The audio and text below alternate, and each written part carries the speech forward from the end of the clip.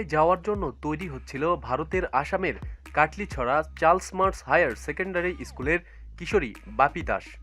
পরীক্ষা এড়ানোর জন্য আচমকা শিববাড়ির বটগাছে চড়ে বসে সে।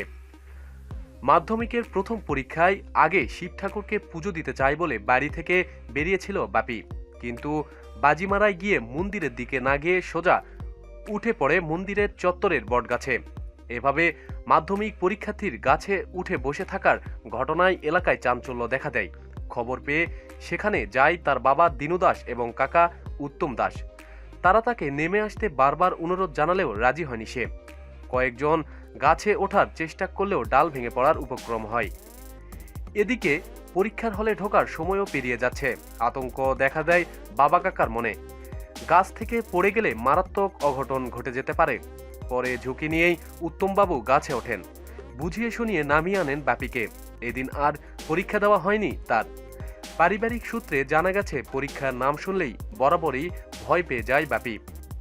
পরীক্ষা ভীতির জন্য ঘণ্টা দেড়েকের রুদ্ধশ্বাস নাটকের সাক্ষী থাকলো কাটলিছড়ার মানুষ।